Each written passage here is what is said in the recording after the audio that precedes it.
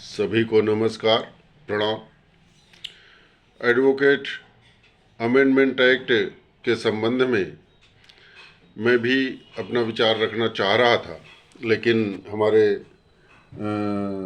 अभिन्न सहयोगियों को ये पता है, सहयोगी अधिवक्ता समाज को भी ये पता है कि मेरे लेफ़्ट घुटने का लिगामेंट फट गया है, टॉर्न हो गया, लिगामेंट टॉर्न ACL जो है वो बिल्कुल ये मेरे पैर में बंधी हुई है पट्टी, तो इसलिए मैं अधिक सक्रिय नहीं रह पाया।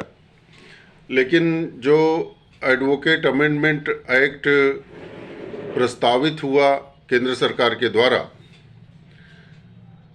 वो इस तरह का दुस्साहस जो उसमें प्राविधान किए गए सरकार द्वारा, इस तरह का दुस्साहस क्यों कर पाई सरकार कि वो अधिवक्ताओं को पूरी तरह से अभी भी एक तरह से गुलामी की स्थिति में ही अधिवक्ता को ला दिया गया है। लेकिन बिल्कुल वो मुझे लगता था एडवोकेट असिसनेशन एक्ट है, अधिवक्ता वध अधिनियम है, वो अमेंडमेंट एक्ट नहीं है। क्योंकि आप देखिए कि आज़ादी के संघर्ष के समय अधिवक्ता समाज ने किस तरह से संघर्ष करके देश को आज़ादी दिलाई, सबके साथ, सबका उसमें साथ मिला, खास करके साहित्यकारों का, पत्रकारों का और बुद्धिजीवियों का। लेकिन अधिवक्ताओं ने लीड किया, चाहे गांधी जी हों, चाहे अंबेडकर जी हों, चाहे तिलक जी हों, चाहे मालवीय जी हों, ज़्यादातर उसमें अधिवक्ता समाज के लोग ही लीड कर रहे थे। उस समय एडवोकेट एक्ट 1961 नहीं था, तब भी अधिवक्ताओं ने लीड किया और आज़ादी दिलाई, आज़ादी के संघर्ष को लीड किया। अब क्या हुआ कि जब आज़ादी दिला दी अधिवक्ताओं ने, और उसके बाद जो आज़ादी के संघर्ष के समय जब आज़ादी मिल रही थी, जो संविधान समिति बनी, संविधान सभा बनी, जिसने संविधान बनाया, उसमें भी लगभग 80% लोग अधिवक्ता समाज से संबंधित थे। लगभग 60% तो प्रत्यक्ष रूप से वकालत करते थे। उन लोगों के अंदर का दधीची देखिए कि अपने लिए आरक्षण नहीं लिया, शिक्षकों के लिए आरक्षण दिया कि जो विधान परिषदें हैं उसमें जो आरक्षित सीट किया गया वो शिक्षकों के लिए। क्योंकि शिक्षक तो भाई आज मैं बोल रहा हूँ या कोई जो है कोई भी कहीं काम कर रहा है तो वो किसी न किसी शिक्षक का ही उसके व्यक्तित्व निर्माण में हाथ है, अन्यथा तो व्यक्ति जैसे बिल्कुल कोपमंडूक की तरह ही रह जाता। तो शिक्षकों को अधिवक्ताओं ने विधान परिषदों वगैरह में आरक्षण दिया कि शिक्षक सीट घोषित किया। और आज शिक्षक, हालांकि क्या स्थिति बन गई है, शिक्षकों को भी बिल्कुल धूल धूसरित ही कर दिया है व्यवस्था ने, उस पर कभी और चर्चा करेंगे। अभी एडवोकेट अमेंडमेंट एक्ट जो प्रस्तावित था उस पर अपनी बात कहने की कोशिश करता हूं कि अधिवक्ता का कार्य क्या है।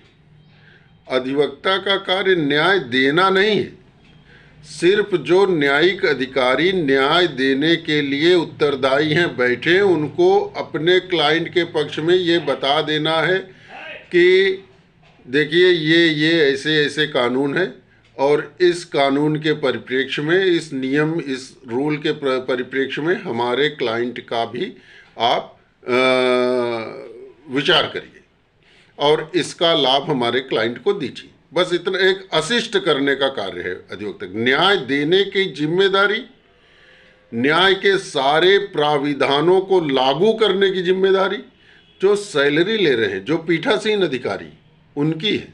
अधिवक्ता तो हम देख रहे हैं कि 20% अधिवक्ता तो ऐसे हैं कि कोई आया, आंसू टपका दिया और जा करके अपना बहस कर दिए कि भाई हमारा जा क्या रहा है, चलो बेचारा गरीब है, मरणासन्न स्थिति में है, तो इसको व्यवस्था ने एकदम से मरणासन्न बना दिया है तो इसकी मदद कर देते हैं, इसके पास कुछ नहीं है। तो लगभग 20% अधिवक्ता ऐसे हैं अभी समाज में। तो मेरा कहने का मतलब है कि जो उत्तरदायित्व तो इस तरह से दे दिया गया, प्राविधानित करने की कोशिश की गई, प्रस्तावित किया गया कि जैसे अधिवक्ता की ही न्याय देने की जिम्मेदारी है।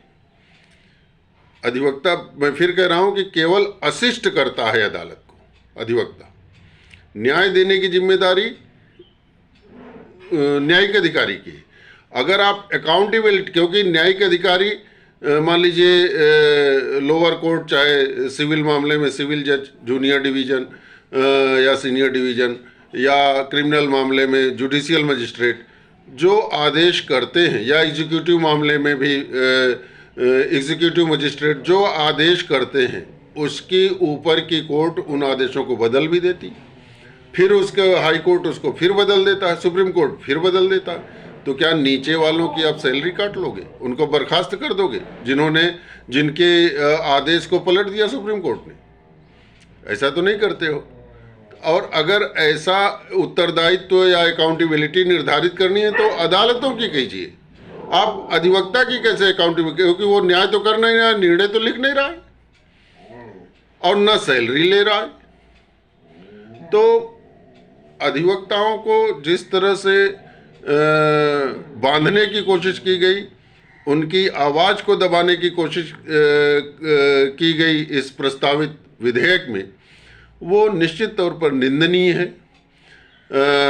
और इस तरह का दुस्साहस की संकल्पना भी कोई सरकार न कर सके, क्योंकि अधिवक्ता से ही लोकतंत्र संरक्षित है। मैं फिर कह रहा हूँ कि चाहे छोटे से छोटा रिक्शे वाला हो, चाहे आईएएस हो, आईपीएस हो, इंजीनियर हो, मंत्री हो, कोई भी हो, वो जब संकट में फंसता है तो अपना संघर्ष खुद लड़ता है। जब अपना संघर्ष लड़के हार जाता है तब अधिवक्ता के पास जाता है, सीधे नहीं अधिवक्ता के पास दौड़ता, और अधिवक्ता उसकी मदद करते हैं। तो ऐसी स्थिति में अधिवक्ताओं को पूरी तरह से नष्ट करने की कोशिश करना लोकतंत्र को नष्ट करने की कोशिश करने की तरह है। और लोकतंत्र को अगर बचाए रखना है तो अधिवक्ता को भी बचा कर रखना होगा। और फिर मैं एक बात कह रहा हूँ कि जब छोटे स्थानों के अधिवक्ताओं, जैसे तहसील स्तर के अधिवक्ताओं को आप कहते हो कि कोई लाभ का कार्य नहीं कर सकते, अन्य कार्य नहीं कर सकते, तो जो सांसद, मंत्री और विधायक बनते हैं वे सैलरी क्यों लेते हैं? वो भी तो लाभ का पद है, वो भी तो लाभ का कार्य है। जिस दिन कोई अधिवक्ता अगर सांसद बन गया, विधायक बन गया, मंत्री बन गया और पहली सैलरी उठाता है, उसी दिन उसका अधिवक्ता का लाइसेंस सदा सदा के लिए रद्द कर दिया जाना चाहिए। या तो फिर सब अधिवक्ताओं को समाज सेवा के कार्य करने दीजिए। जैसे पहले गांधी जी अखबार निकालते थे, अंबेडकर जी अखबार निकालते थे, महामना मालवीय अखबार निकालते थे, तिलक जी अखबार निकालते थे, वो केसरी निकालते थे, मालवीय जी लीडर निकालते थे, गांधी जी यंग इंडिया निकालते थे, सभी अपने विचार व्यक्त करते थे अखबारों के माध्यम। अभी आप कह दिए कि अभी माननीय सर्वोच्च न्यायालय का निर्णय है कि अधिवक्ता पत्रकारिता नहीं कर सकते। अरे वो अगर लिखेगा नहीं, समाज में उसके जो विधिक ज्ञान है उसका, समाज को उसका लाभ कैसे मिलेगा? आप गांधी जी को कैसे जो है रोक सकते थे? अंग्रेज नहीं रोक पाए कि यंग इंडिया मत निकालिए अधिवक्ता के रूप में।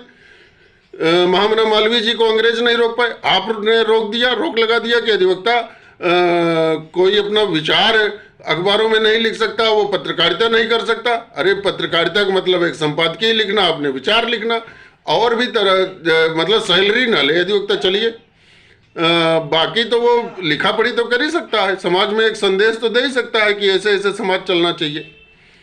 तो ये सब जो है अधिवक्ताओं को नष्ट करने का जो सिलसिला चल रहा है वो बहुत ही गलत है, लोकतंत्र को नष्ट करने का एक साजिश है। तो अधिवक्ताओं को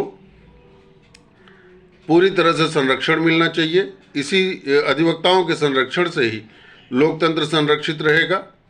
मैं है ना अपनी एक गज़ल की एक बात कहता हूँ कि मुझे जो बात कहनी है उसे पूरी करूँ कैसे, शिकायत उम्र भर की है जरा सा काफिया साहब।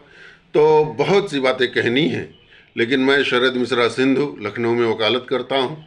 और ये दुस्साहस मेरी समझ से इसलिए भी ये सरकार कर सकी कि अभी देखिए बीसीआई के अध्यक्ष राज्यसभा सदस्य ले लिए, जो भी जैसे बार काउंसिल के लोग हैं वो कोई डबल एजी बन रहा है, कोई सीएससी बन रहा है, कोई एजीए बन रहा है। मतलब लाभ का जब आप चुनाव लड़ते हो कि अधिवक्ता हित करोगे और फिर अपना हित साधने लगते हो, सरकार के जूतों में जाके घुस जाते हो, सरकार के बिल्कुल नतमस्तक हो जाते हो। अभी आप देखिए हापुड़ कांड में एक, मैं किसी कितना भी बड़ा से बड़ा अधिकारी हो उसको मैं बाबू ही समझता हूँ, तो उस मुख्य सचिव अकेला बैठा है, कॉलर खोले पान खाए और उसके सामने 8-8 बार काउंसिल सदस्य जी सर जी सर जी सर करते हुए, ऐसा जैसे कि जो है, अरे बाबू जो है वो बैठा हुआ है, आप लोग खड़े हो के बार काउंसिल के मेंबर हो, अधिवक्ताओं के प्रतिनिधि हो, और इस तरह से वो आपकी इंसल्ट कर रहा है, अरे उसको आप ठोकर मार के चले आते। तो ये सब थोड़ा सा अधिवक्ताओं का जो गरिमा रही है उसको अधिवक्ताओं के नेताओं को समझना चाहिए। आप एजीए और एजीए 1 और सीएससी और डबल एजी मतलब एडिशनल एडवोकेट जनरल या राज्यसभा की सदस्यता लेकर के अधिवक्ताओं का हित और सम्मान बेच रहे हो, ये ठीक नहीं है। अधिवक्ता के अगर नेता बने हो तो अधिवक्ता की गरिमा को समझिए और अधिवक्ताओं के मान सम्मान की रक्षा करने की कोशिश करिए। जय हिंद, जय भारत, जय अधिवक्ता समाज।